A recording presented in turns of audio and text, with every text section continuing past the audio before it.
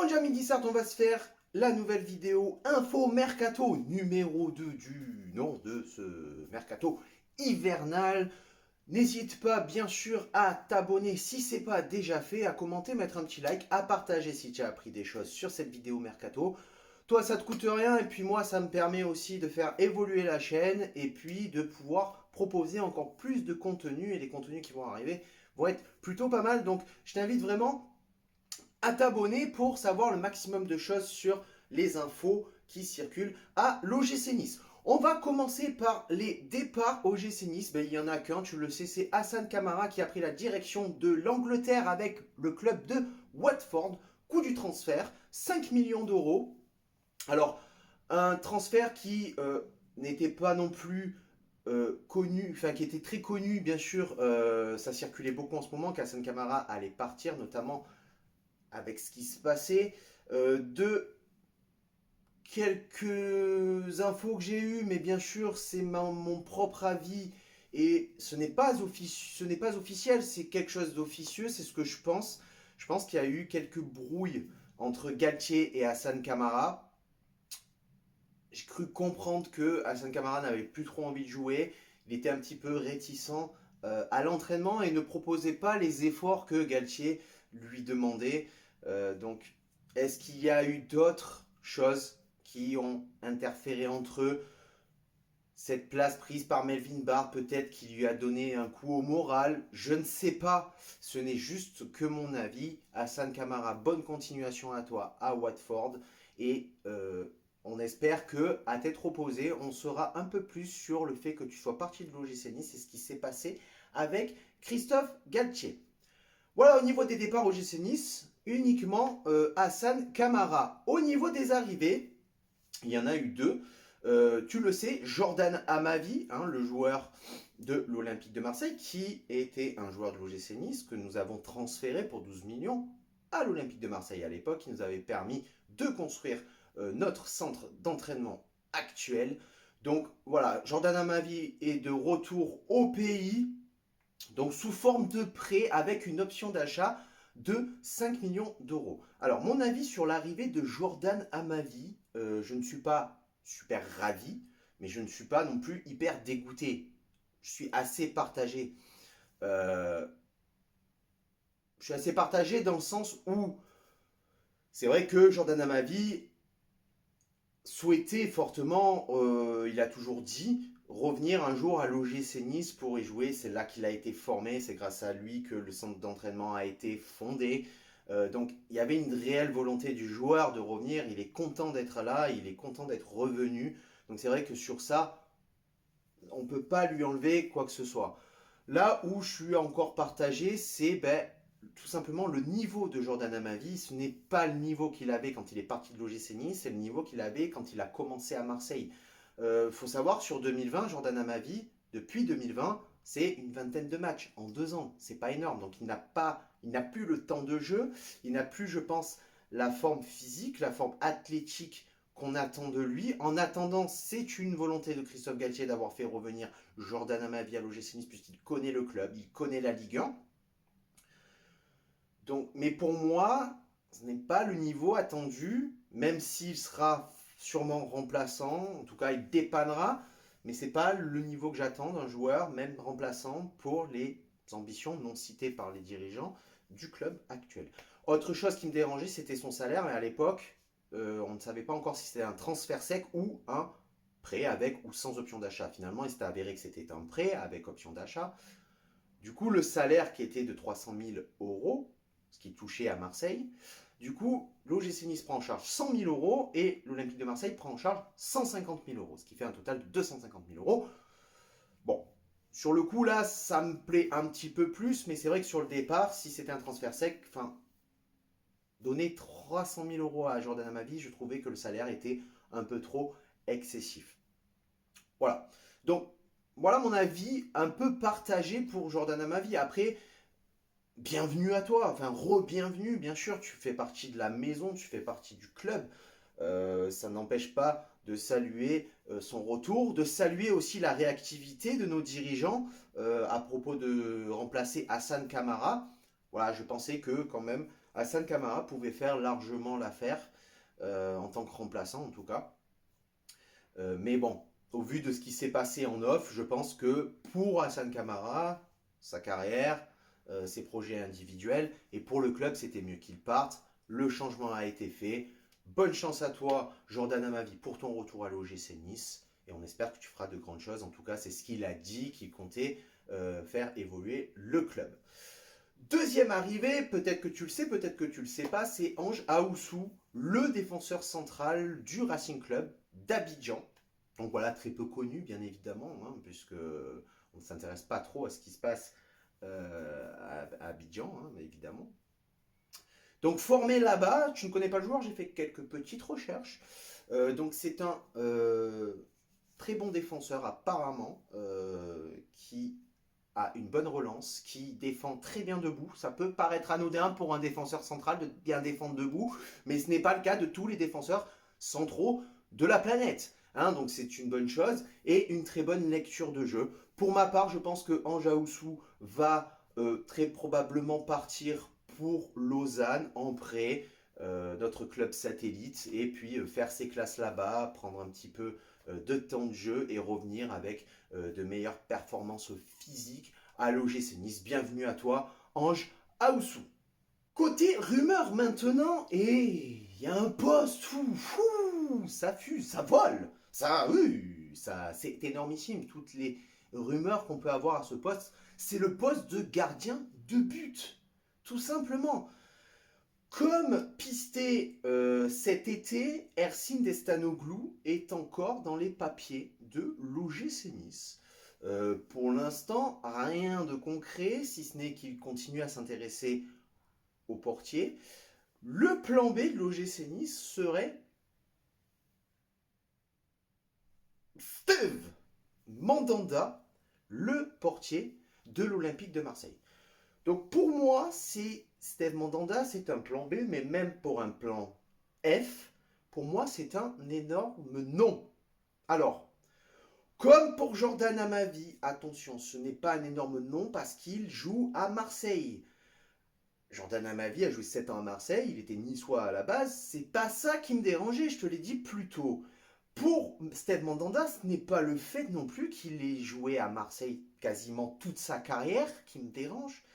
C'est plutôt le fait qu'on a quand même Benitez, on a Bulka, qui devrait, je pense, faire l'affaire dans les années à venir. On a Boulendi qui sort de notre centre de formation. Pourquoi prendre Steve Mandanda, un joueur, un gardien vieillissant, sur une fin de carrière qui n'est plus à son prime, tout simplement, alors qu'on a un top gardien, Benitez, qu'on a vu encore dimanche face à Brest, qui a été énormissime. Hein. C'est un 10 sur 10 pour moi sur ce match. C'est un 10 sur 10. Il sauve l'équipe, clairement. Hein. On ne gagne pas 3-0, ni 3-1 ou 3-2 s'il n'est pas là. Alors, avec toutes ces rumeurs de gardiens, est-ce qu'il faut y voir un départ de Walter Benitez pour la saison prochaine? Et du coup, on prépare un petit peu l'après Walter Benitez. Parce que sans ça, je ne vois pas pourquoi on serait autant sur des gardiens dans ce mercato hivernal et qui, en vrai, est un préparatif pour le futur mercato estival qui arrivera au mois de juillet. Je ne comprends pas. Donc pour moi, c'est un énorme non pour Steve Mandanda pour toutes les raisons que je t'ai citées, puisque je ne pense pas que par rapport aux ambitions futures aux ambitions même actuelles du club, je ne pense pas que Steve Mandanda remplit tous les critères qu'on attend d'un gardien qui pourrait jouer potentiellement la Champions League. Hein. Donc pour moi, c'est un grand nom. Et ce n'est pas parce qu'il jouait à Marseille. On va prendre un cas tout simple. Imaginons, dans le monde les plus fous, imaginons Lewandowski a joué 7 ans à Marseille. Le mec est à son prime comme il est actuellement. Demain, l'OGC Nice est intéressé. Il donne son accord. Les dirigeants de Marseille font le transfert. Est-ce que vous allez lui cracher dessus à Robert Lewandowski? Je ne pense pas. Je ne pense pas. Donc il faut arrêter maintenant ces trucs de ouais mais c'est un ancien Marseillais, c'est un ancien rat. Non, on s'en bat les couilles. Le but c'est qu'il fasse progresser le club, qu'il le mette à un niveau bien au-dessus de tout ce qu'on veut. C'est ça qu'on veut. Quand Hatem Ben Arfa est arrivé, ça a été la même chose. Et pourtant, il venait pas de Marseille. à la base, quand il est arrivé à Nice, vous l'avez tous cassé, et à la fin, vous l'avez tous sucé. Voilà. Donc, à un moment donné, cette fausse hypocrisie dégueulasse, moi, ça me gonfle. Moi, ça me gonfle. Donc, c'est non par rapport à ce que je t'ai cité. Donc, tout ça, ce sont des sources foot mercato. C'est toujours des sources bien précises que je te cite en général sur les rumeurs. Je te donne pas n'importe quoi pour en faire un buzz, parce que c'est pas mon but. Mon but, c'est de t'informer et de rendre la vidéo la plus complète possible. Ensuite, intérêt pour Maduka Okoye, le gardien du Sparta Rotterdam. Valeur du gardien, 1 million d'euros. Donc je pense que c'est juste une future pépite pour le moment. Le club serait juste intéressé, sans plus. Donc, source de But Football Club. Et ensuite, l'OGC Nice était aussi intéressé par André Onana, le portier de l'Ajax d'Amsterdam, dont son contrat va se terminer là en juin 2022. L'OGC Nice était intéressé, notamment du fait qu'il puisse être pris libre. Cependant, le gardien devrait signer à l'Inter de Milan pour une durée de 5 millions d'euros et qui plus est libre puisque l'Ajax d'Amsterdam ne retiendra pas le gardien et ne fera pas une prolongation de contrat. Donc pour André Onana, c'est bon. Bien évidemment, je n'ai pas oublié la plus grosse rumeur, bien sûr, toujours d'actualité, Hugo Lloris, notre Pichoun Nissart, l'enfant prodige, que dis-je, le champion du monde 2018, pressenti à l'OGC Nice, puisque, on le rappelle, juin 2022, son contrat s'arrête avec Tottenham. Beaucoup de choses se sont dites autour de ce transfert, de ce retour d'Hugo Lloris, possible, pas possible. Il y a des bâtons. Il y a des bâtons dans les roues, je ne vais pas te le cacher, et je vais te les citer, ces bâtons dans les roues. Donc ça, ce sont des sources de France Bleu. Tout simplement, ça s'annonce très compliqué. Pourquoi? Parce que, tout simplement, Antonio Conte compterait sur Hugo Lloris pour les saisons prochaines. En tout cas, la saison prochaine. Ce qui fait qu'il souhaiterait prolonger Hugo Lloris de 1 an. Il en a fait part aux dirigeants niçois à l'époque. C'est une info qui circule depuis peut-être 1 ou 2 semaines. Donc, ça s'annonce compliqué, pas impossible, puisqu'à l'OGC Nice, c'est beaucoup de choses qui ne sont pas impossibles, tu vois, mais ça s'annonce compliqué. Autre fait qui s'ajoute à ça, pour le retour du Lloris à Nice, c'est tout simplement le Stade Rennais. C'est ce fameux club qui nous fait chier parce qu'on gagne, on propose aucun jeu, on joue en contre et on gagne 3-0. Ça les fait chier en fait, parce qu'on va leur prendre leur place en Champions League. Donc ça les fait chier. Donc pour nous faire chier, ils veulent être sur les plans de Hugo Lloris. Voilà. Donc Pinot, très intéressé, l'actionnaire de Rennes, très intéressé par Hugo Lloris, souhaiterait le faire venir. Sauf qu'ils ont fait des études évidemment sur Hugo Lloris, évidemment. Le problème, c'est le salaire. 500 000 euros. 500 000 euros qui est bien plus haut que tous les salaires, toute la grille salariale du Stade Rennais. Ce qui pose un problème. Cependant, en ayant fait de bonnes études, parce qu'il faut savoir quand même que Pinot fait de bonnes études, il s'avère que, avec sa fortune colossale, il serait prêt à faire l'effort pour faire venir Hugo Lloris à Rennes, de s'aligner sur le salaire.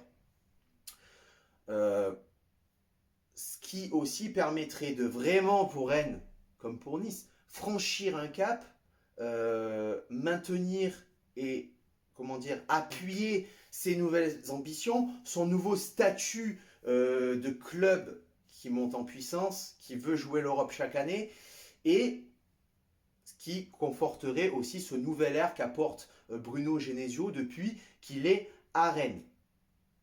À voir, puisque Nice est dans la bataille aussi. Nice a les mêmes ambitions que Rennes, peut-être même plus élevées, va savoir, je ne sais pas, je ne m'intéresse pas au club rennais, même s'ils sont rouges et noirs. Donc à voir, je pense que le dénouement de cette situation se fera selon les volontés d'Hugo Lloris, c'est-à-dire 3 options. Rester à Tottenham et enfin gagner un titre qu'il n'a jamais remporté. Prendre un nouveau challenge et aller à Rennes pour essayer de gagner quelque chose et de se mettre de nouveaux objectifs en fin de carrière. Ça me paraît un peu, mais bon, pourquoi pas. Ou faire le retour à la maison qu'on attend tous, revenir à Nice, gagner un titre et finir sa carrière de la plus belle des façons dans son club formateur. Je pense que la décision viendra de Hugo en espérant qu'il choisisse le choix du cœur plutôt que le choix du pognon ou de la zone de confort. Ensuite, les dernières infos, rumeurs mercato, elles sont au nombre de 3, il en reste 3 et on finira sur ça. Evan Guessant, donc de notre joueur de l'OGC Nice, notre avant-centre, serait courtisé fortement par des clubs de Ligue 1. Réponse de Galtier, c'est un non catégorique. Refus catégorique, nada, rien que chi, walou. Il compte énormément sur Evan Guessant, donc Evan Guessant restera niçois en tout cas jusqu'à la fin de la saison, qui plus est peut-être la saison prochaine, à voir ce que l'OGC Nice propose et combien il termine dans cette saison 2021-2022. Deuxième rumeur, hein, Cédric Bakankou, donc le joueur du Beijing Guogan, désolé, du Beijing, hein,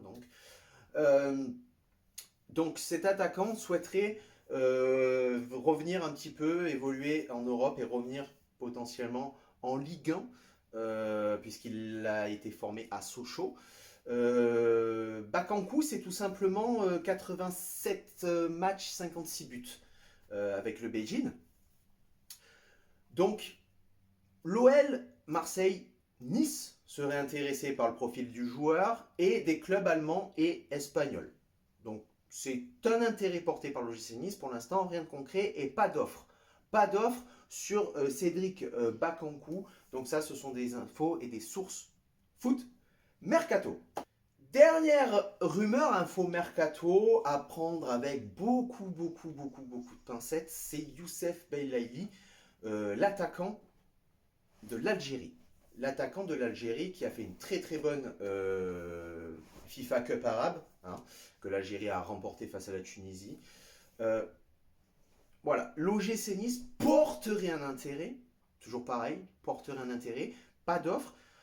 Les deux clubs les plus avancés étaient Montpellier et Saint-Étienne. Montpellier, ça tombe à l'eau parce que au final, le club, les dirigeants du MHSC ont dit que ce n'était pas la priorité du club et qu'ils n'avaient pas besoin de Youssef Belaïli. Du coup, le club qui devient le plus avancé sur le dossier reste Saint-Étienne, mais connaissant, on va dire, la situation actuelle de Saint-Étienne, que ce soit au niveau sportif ou financier, je vois mal Belaïli signé à Saint-Étienne. Sachant que Belaïli serait un joueur libre puisqu'il a rompu son contrat avec le SC Qatar, le club où il évoluait là dernièrement, il y a quelques semaines. Donc au niveau financier pour Saint-Étienne, ce ne serait plus un problème. Après, le problème est sur le plan sportif du joueur aussi. Est-ce qu'il se voit aller dans un club qui veut se sortir de la zone rouge et pour le futur, s'il reste, quelles seront les ambitions du club, tout simplement. Donc voilà, Nice porte un intérêt sur ce joueur, à voir les suites qui vont en découler. Et voilà, Mingisart, c'est la fin de cette vidéo info rumeur mercato. Voilà, j'espère que je t'ai appris des trucs. Donc n'hésite pas, bien sûr, à t'abonner si ce n'est pas fait pour des futures vidéos mercato. Hein. Likez, commentez, partagez partout pour faire évoluer la chaîne, évidemment, me faire évoluer moi, vous proposer toujours plus de contenu. À noter, pour finir et conclure cette vidéo, que tout simplement, Galtier ne souhaite aucun nouveau joueur pour le moment. C'est une conférence de presse qu'il a tenue il y a quelques jours avant Brest-Nice. Il n'attend aucun nouveau joueur. Les dirigeants, il n'a imposé personne aux dirigeants. Aucun joueur ne souhaiterait partir actuellement. Si c'est le cas, il laisse une porte ouverte, évidemment, comme on a pu le voir, Hassan Kamara qui est parti et qui a été remplacé par Jordan Amavi, un souhait de Christophe Galtier.